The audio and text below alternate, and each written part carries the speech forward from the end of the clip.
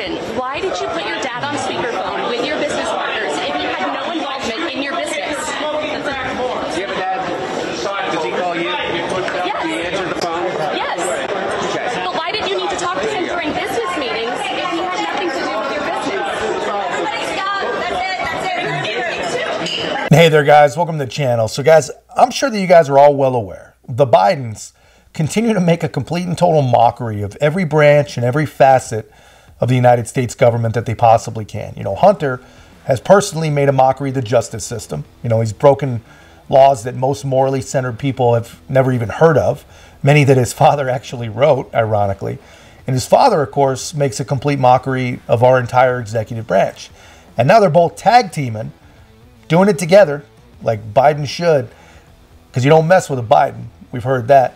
Now they're tag teaming to make a mockery of our legislative branch. You know, first, Hunter ignored congressional subpoena to testify, and then he showed up to grandstand in front of Congress instead of actually going inside to plead the fifth, which is all he really have to do. I mean, the media wouldn't even fault him for it. They'd protect him for it. Actually, I wouldn't even fault him for it. I mean, the guy is under 2 current criminal indictments, and who knows how many more to come. So it would honestly be perfectly reasonable for him to just sit in there, plead the fifth, and not answer anything.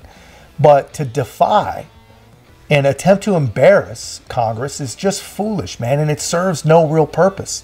And another thing that serves absolutely zero purpose, you know, he puts on a show and shows up as a spectator yesterday to a hearing meant to decide whether or not he should actually be in contempt for not showing up the first time, which, here's the crazy thing.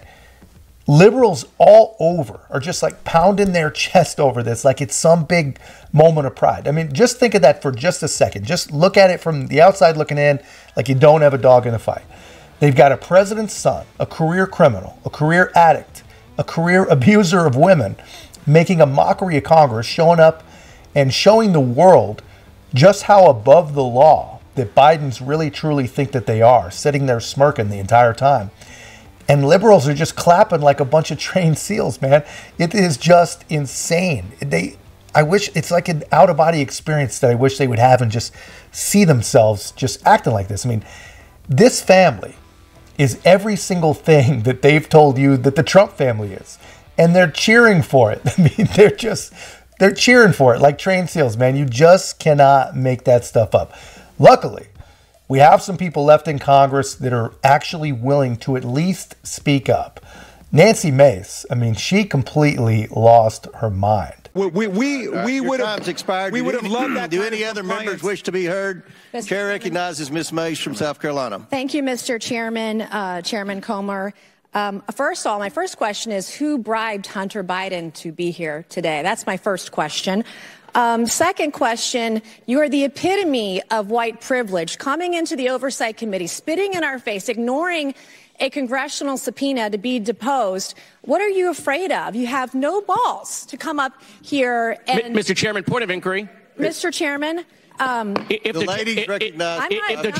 gentlelady wants to hear from Hunter Biden, we can hear from him right now, Mr. Chairman. Let's take a vote and hear from Hunter Biden. What are you afraid of? Hold on. Order. Are women allowed to speak in here or no? Are women allowed to speak in here or no? Could you keep interrupting me? I'll interrupt the chairman. I don't know that he's a lady. I think that Hunter Biden should be arrested right here, right now, and go straight to jail. Our nation is founded on the rule of law. Come on. And the premise that the law applies equally to everyone, no matter what your last... Point of order, Mr. Chairman. Point of order. It doesn't matter who you are. Point of order, Mr. Chairman. Biggs over here. Donald Trump Jr. Biggs over here. Does not matter who you are, where you come from, or who your father is, or your last name. Yes, I'm looking at you, Hunter Biden, as I'm speaking to you. You are not above the law at all. The facts in this case are crystal clear. This committee used and issued a lawful subpoena to Hunter Biden, a critical witness in this committee's investigation into Biden family corruption. Hunter Biden and his lawyers did not claim privilege of any kind because clearly he has none. They didn't contest the legitimacy of our reasons for issuing the subpoena, no reasons, because they clearly are legitimate. And yet he refused to comply. Trump's family members, Don Trump Jr., he did not defy a congressional subpoena. He showed up multiple times for multiple depositions for several hours. In doing so, Hunter Biden broke the law. He did so deliberately. You did so flagrantly. You showed up on the Hill, on the Senate side, the day of that congressional subpoena to defy it and spit in the face of this committee. That's what you did. The question the American people are asking us is, what is Hunter Biden so afraid of? Why can't you show up for a congressional deposition? You're here for a political stunt. This is just a PR stunt to you. This is just a game that you are playing with the American people. You're playing with the truth. Hunter Biden wasn't afraid to sell access to Joe Biden to the highest bidder when he was in elected office. He wasn't afraid to trade on the Biden brand, peddle influence, and share those ill-gotten gains with members of his family, including Joe Biden. He wasn't afraid to compromise the integrity of the presidency and vice presidency by involving Joe Biden in shady business deals with our foreign adversaries. But Hunter Biden, you were too afraid to show up for a deposition. And you still can't today. I believe that Hunter Biden should be held completely in contempt. I think he should be hauled off to jail right now, because it wasn't long ago, too, my friends on the other side of the aisle, that you also believed in the power of a congressional subpoena. Not long ago at all. You believed in holding those who refused to comply with a congressional subpoena accountable. And I stood with each and every one of you. I am the only member in this room today who has held a member of my own party in contempt of Congress for not showing up for a subpoena. And I see nothing but complete hypocrisy on the other side of the aisle. The ranking member of this committee even so eloquently put it. The lesson is, please tell your children out there in America, if you get a subpoena to go before Congress, go. You have a legal responsibility to do so. So the hypocrisy is stunning. What are we to tell our children today? Yeah, so you guys see that. I mean, I agree with her. I don't know if I think it's funny or cringy, though, to hear Nancy Mace playing the woman card or talking about white privilege, which actually, struck me as kind of ridiculous when she was saying it. But now that I'm actually thinking about it, that is absolutely true. I mean, if that was anyone else on the planet, if that was any conservative or really whatever, really just anybody else, if it wasn't a Biden, the left would be screaming about white privilege. I mean, the gun laws that Hunter broke have actually imprisoned primarily black men. And the same drug laws that he was, drugs that he was abusing on camera are literally the same drugs that his father made sure carried stiffer penalties. And if you guys aren't aware, federally, crack cocaine carries stiffer prison sentences than just pure cocaine. And most thinking people assume, I mean, there's never been any confirmation of this, but all indications point to the fact that that's because Wall Street used cocaine and people that didn't look like Wall Street used crack.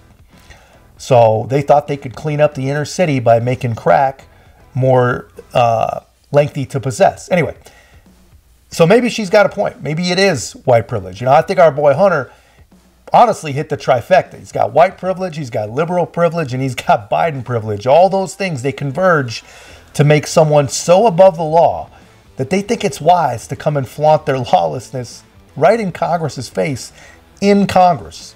That is honestly pretty brazen stuff. I mean, if I was a brain dead liberal, I'd probably pound my chest at that too, because that's a pretty gangster move. But it's not good. It's not good. And after Mace said her piece, the Democrats, they start to put on their show.